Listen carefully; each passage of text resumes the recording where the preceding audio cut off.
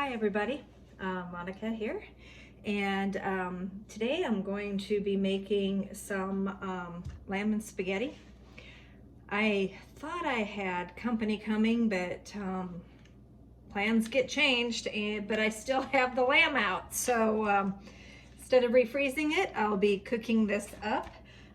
So it's a very, very simple recipe that is absolutely fantastic. It's something that I grew up with having for like Thanksgiving or Christmas dinners. It's just kind of one of those, a great treat. And Cynthia, a friend of mine, gave me these Shanks, and then she goes, well, how do you cook it? So this video is for you, Cynthia. So it's very simple. I've got the lamb shanks, onions, chopped onions. I think I mentioned before how Dan does not like chopping onions or cooking onions in the house, so I do a big batch. So I have my frozen caramelized onions to throw into this. I'm going to be dicing up some celery, a couple stalks, 2-3 stalks of celery. I ran out of garlic, but I have some freeze-dried garlic in the pantry, something I like to keep on hand, and I am like, the top of my wish list is a freeze dryer. But for now, store-bought freeze-dried garlic. Got some basil and oregano and thyme. I reuse, you know, you can grow your herbs out in the garden, but save your jars and just reuse them. There's no reason to go get some fancy jars. So all these are things that I had in the garden and that I dried myself. So luckily I had those. My celery isn't doing too hot yet. I think it's about this tall.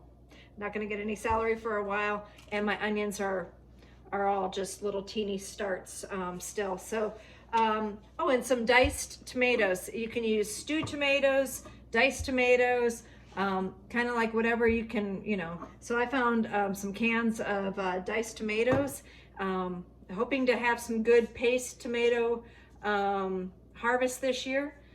Didn't get very many tomatoes last year. We had horrible heat and extremely dry weather, and the tomato was like just nothing. So all right, so the next step is going to be, we're going to get everything prepared here. Gonna dice up the celery, and I'll be right back. So quite a few of my recipes are just throw this in, throw this in, throw that in, and I'm not giving you actual amounts. And there's a reason for that. These are just basically old family recipes. It gives you the base. You add and subtract according to your taste. You don't have to have 1 teaspoon and be exact. There's no, you know, throw that out the rule book. Literally, this is my recipe. It just tells me, reminds me what all I put in it. That's it.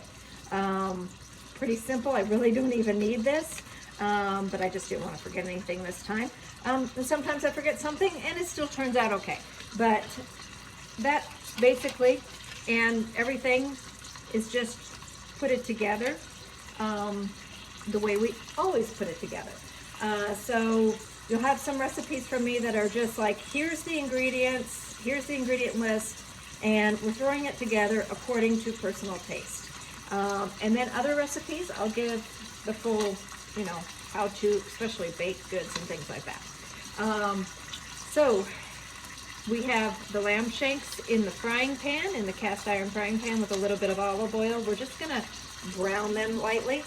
And I have my celery chopped up, and that's pretty much about it. You can put this in, you know, it's great to put it in a roasting pan and cover it and put it in the oven and just slow roast it for a couple hours or more. It just kind of, you know, you want the meat to fall off the bone.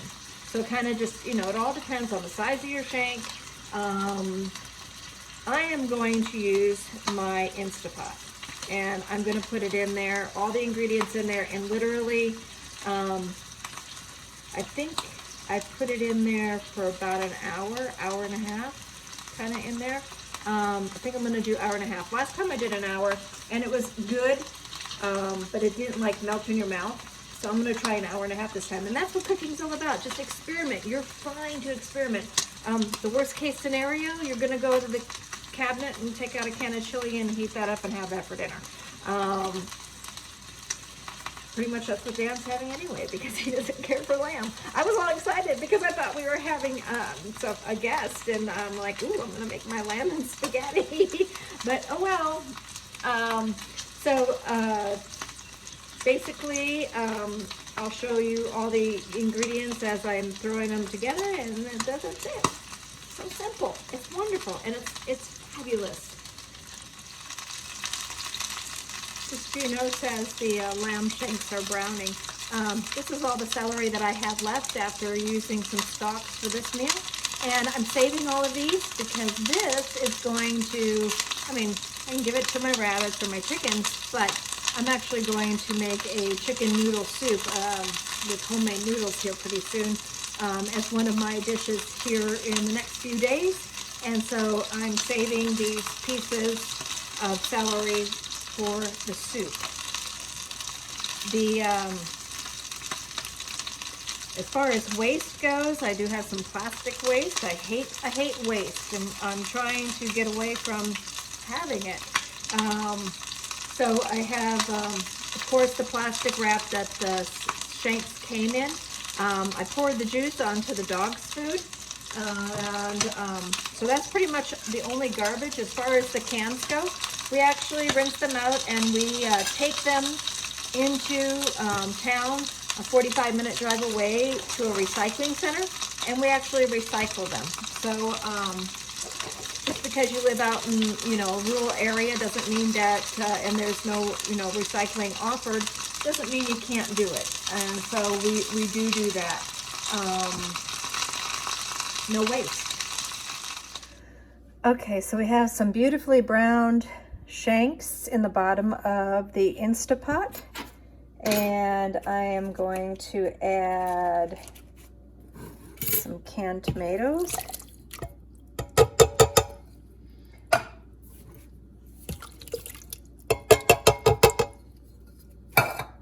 I'm going to add 3 cans of tomato. What I'm doing is making a sauce. So let's see if we're going to do that. I might add, I think the tomatoes are good. I think I might want to add a little bit of water, or you can add a broth to it. And then I'm going to put in, I didn't saute my celery up. I'm just throwing it in like this to cook along with it, because my onions were already caramelized, and those are going to be going in here next. If I can open the bag. I need to get a different way to do my camera. So here's my caramelized onions, which will add some great flavor. Again, there's waste. I should have put this in a reusable bag, but I didn't.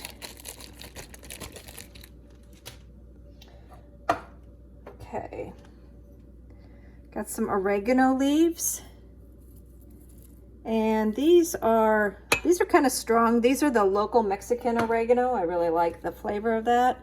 Got some basil, a couple shakes of that, a little bit of thyme. Kind of measure that. Again, I'm not measuring, but as you can see, it's about a teaspoon to 2 teaspoons of different things. And then my freeze-dried garlic. I'm liking about that much. I like garlic. So now I'm just going to add a little bit of moisture, a little bit more water to it, to bring it up to the, I'll bring it up to that half mark line with water. And then I'm going to close it up and let it go for about an hour and a half.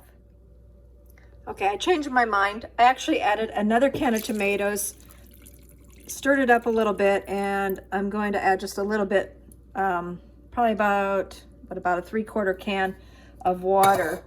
And so Now I'm going to close it up. Again, everything is by look. So it's going to taste fabulous.